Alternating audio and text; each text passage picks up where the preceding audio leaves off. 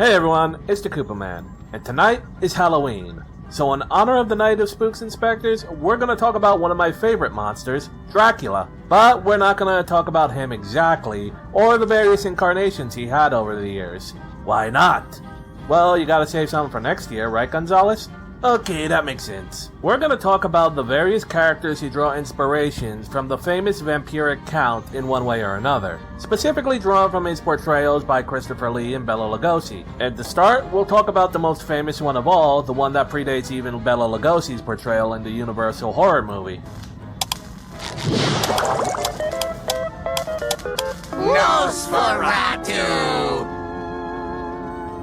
Though it should be noted that while the film was titled Nosferatu, the character in question is named Count Orlok, and he's been used a few different times, most recently in the remake of this German silent film directed by Robert Eggers. Now the interesting thing about Count Orlok is not only is he one of the earliest Expies of Count Dracula, the film itself being a copyright-free version of the Bram Stoker book, a crime which got Stoker's widow to sue the studio into destroying nearly all copies of the film, but Orlok's unique design actually spawned a number of Expies of its own, though not all of them are vampires, and Orlok is not the subject of this video, so... Anyway, back to Orlok himself. He's a bit of a departure of what the book described Dracula to be like, being hairless and pale rather than having a mustache, much like Vlad the Impaler, who is very much who the vampire is implied to be. He's also defeated by sunlight, being one of the earliest examples of a vampire being killed by the sun in media. But other than that, he's at his core a Dracula XP. The studio knew what they were doing. He was a Transylvanian nobleman and a vampire who preyed on the necks of women. The fact that they almost got away with it and there are still copies of this movie left is nothing short of a miracle, and I do recommend looking it up now that it's in the public domain. Moving on from Orlok, there are some more harmless versions of Dracula out there in the media.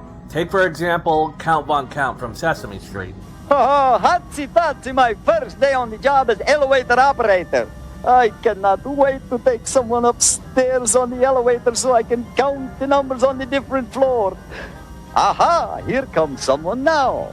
Oh, hi there. Could you take me up to the... Count, is it you? Yeah, Well, what are you doing here? I am the new elevator operator. I got the job this morning. Wonderful. Yes, and I'm going to love it because I get to count the floors. Now the funny thing about Count Von Count, aside from his name being a pun, his obsession with counting actually comes from vampiric lore. How vampires are obsessive compulsive enough that if you drop barley seeds or poppy seeds in their path, they will feel compelled to count each and every one. But aside from that, all the trappings are there. He lives in a castle, sleeps in a coffin, has pointed ears and a hawk-like nose, and basically looks like a Bela Lugosi Muppet. He even used to have vampiric powers like hypnosis and the ability to turn into a bat in earlier Sesame Street episodes. The only thing he doesn't do is, well, suck blood. Which, considering Sesame Street is about teaching kids ABCs and 1, 2, 3s, is kind of understandable. But you know who does drink blood?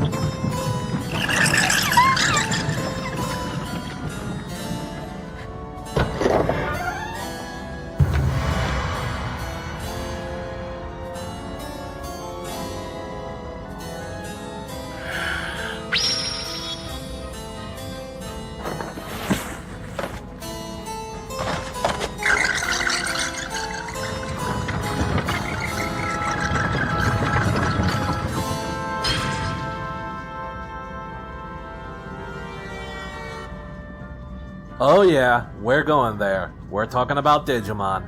My oldest Mon, or Vamdamon in the original Japanese, is one of my favorite Digimon specifically for the Dracula parallels. He was originally a computer virus that drank the data from computers until he became a vampiric Digimon. And look at him, he just screams vampire and a gentleman. The cape, the noble clothes, the Phantom of the Opera mask, though the Phantom was a regular deformed dude and not a vampire.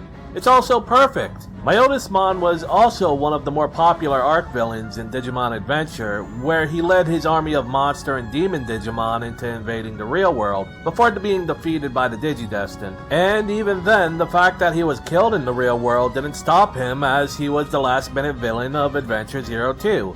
Granted, that bit was a bit of an ass-pull, but it still happened. Koopa Man, apparently people are saying you're a secret Digimon plant, and that section didn't really help matters. Oh? Well, I didn't get into Digimon until my 20s, and I've been in Pokemon since it first came out on the Game Boy, but okay, let's talk about Pokemon Dracula. There is no Pokemon Dracula. This has been your equal attention cake moment, Pokemon fans. Happy birthday, Stewie! And here's your equal attention cake, Peter. Yay! Oh, come on! Anyway, moving on. Then there's one of the most popular mangas of all time, One Piece, which has not one, not two, but two Dracula-inspired characters, and one who has vampiric abilities besides them. First, there's Stussy, a clone of Buckingham Stussy from the crew of the Rocks Pirates, who worked for Cypherpole and has the Bat Fruit powers, which give her vampiric abilities. However, she's got nothing about her that screams Dracula besides being really hot, so moving on. In the video game, One Piece Unlimited World Red, the main villain, Patrick Redfield, or Red the Aloof, is quite an on-the-nose Dracula XP. By the end of the game, he has eaten the Bat Fruit model vampire bat, which gives him vampiric abilities, without actually turning him into a vampire. This way, he's allowed to cross water outside of a coffin, which, if he couldn't, living in the One Piece world would kind of be impossible, as well as walk out in sunlight. It should be noted though that despite being designed by Oda himself, the events of the game aren't necessarily canon, same as some of the recent movies. Still, he's a cool design, but there is a character who is canon who takes the Dracula motif as well. Dracula Mihawk, the strongest swordsman in the world. I mean, his name is outright Dracula, but he's not truly a vampire. Still, he lives in a castle, and his ship is essentially just a floating coffin. Though it should be noted that his design is far closer to Count Alucard, played by Lon Chaney Jr. in Son of Dracula. Also from anime and manga is Dio Brando from JoJo's Bizarre Adventure. Though he does have most of the trappings of a vampire in Phantom Blood and his return in Stardust Crusaders, living in a castle, drinking the blood of maidens, having lots of sex, and being a right pompous ass, he's not quite a perfect copy. For one, he's English, not Carpathian. More than that, he's not even from nobility, rather being raised by a noble, George Joestar. That being said, Rocky has stated that Phantom Blood was inspired by Bram Stoker's Dracula, so points there. Yu-Gi-Oh! Has a number of Dracula Expies too, though not really in the anime, more so in the card game. The vampire archetype runs the gamut of vampire tropes and stock types, but three cards in particular stand out. Vampire Duke, which as you can see is inspired by Bela Lugosi's portrayal of Dracula.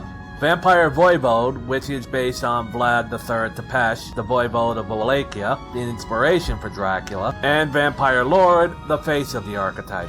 Vampire Lord in particular was inspired by Konami's own take on Dracula from the Castlevania series, even creating an eternal loop with an anti-support card, Vampire Hunter, inspired by the game's Belmont clan.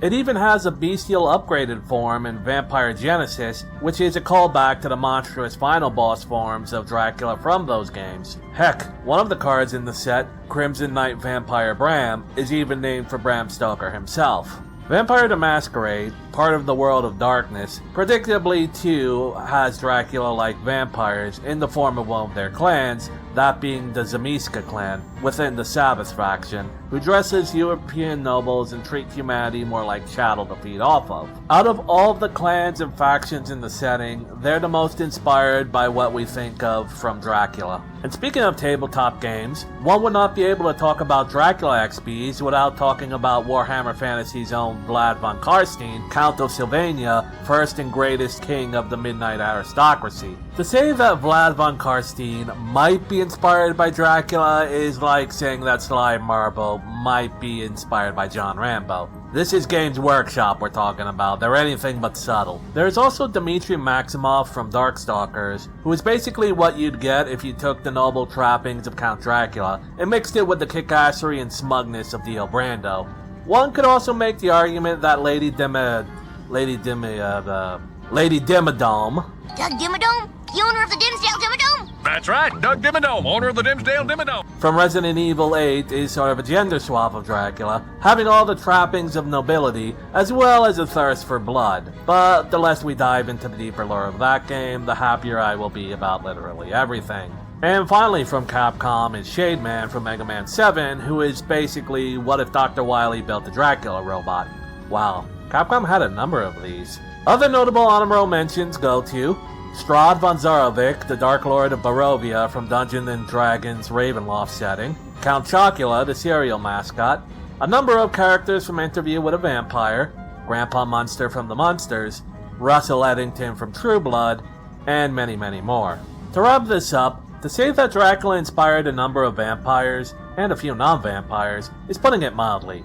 Bram Stoker's novel is the single most famous version of the vampire tale, and the Universal and Hammer Dracula movies, starring Bela Lugosi and Sir Christopher Lee respectively, are still considered classics to this day, as is Gary Oldman in the Bram Stoker's Dracula by the famous Francis Ford Coppola. It's no wonder so many vampires take inspiration from the legend. It's that influential, and even in examples that try to defy the roots, such as Twilight, they still find ways of coming back to the trappings of Eastern European blood-sucking nobles one way or another. And that isn't even getting into all the various different versions of Dracula himself, which we'll get into someday. Anyway, for now, this has been the Koopa Man. If you like this video, please leave a like and subscribe as it helps my channel out. Got other non-Dracula but Dracula-esque vampires I missed? Talk about them in the comments. Have a happy and safe Halloween, and until next time, game on.